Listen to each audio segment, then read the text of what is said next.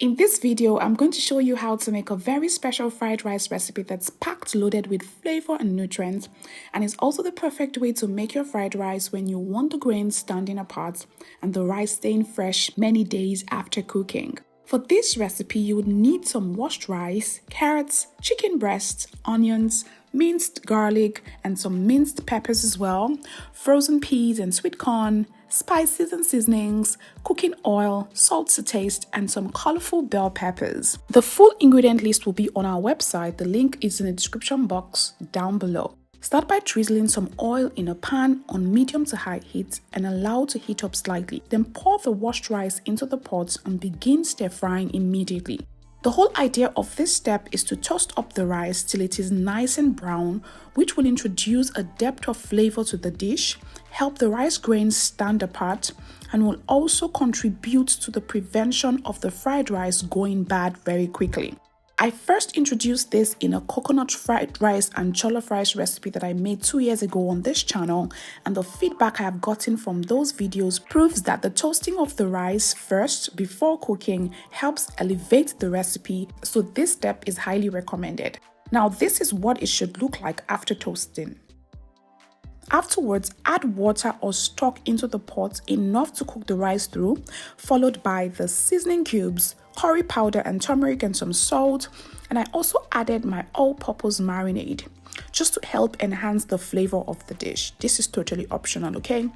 Now mix everything together to combine, then cover the pan and allow to cook till the rice is tender. This should take roughly about 25 to 30 minutes, but that's also depending on the rice that you're using. Now open up the pot, fluff the rice with your cooking spoon and then mix everything together to combine. Then scoop out the rice from the pot and set aside.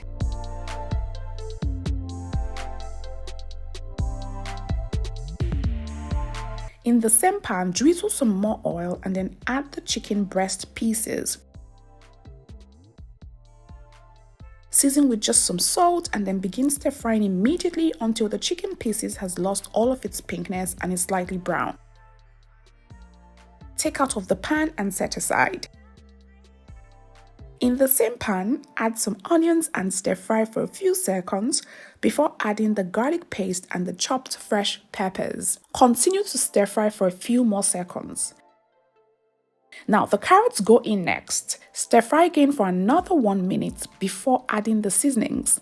For the seasonings, I used cumin powder, curry and thyme, and some garlic powder as well, along with some seasoning cubes and some salt. Now to my secret ingredients.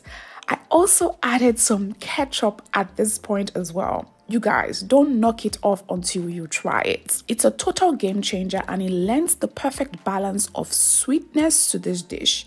It is completely optional, but I highly recommend it, guys. Okay, I highly recommend it.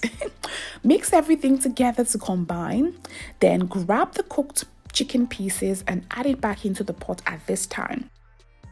The fully cooked rice goes in next. You can see how beautiful and colorful it looks already.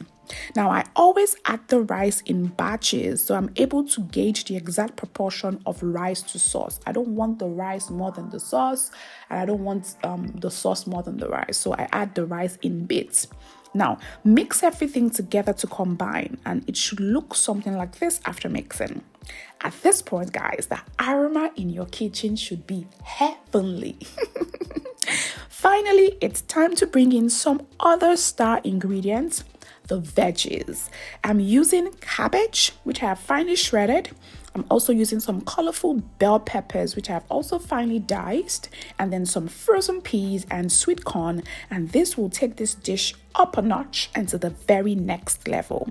Mix everything together to combine, guys. Look at, I was literally salivating when I was mixing this thing together.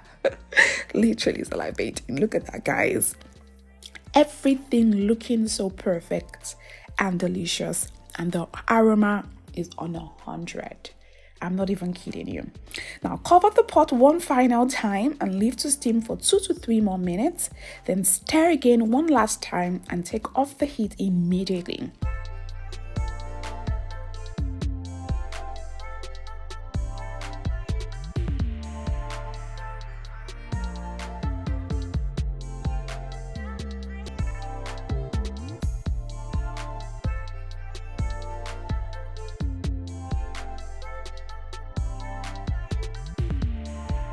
All that's left now is to serve this on a plate and enjoy. But guys, this is not the kind of recipe you enjoy alone.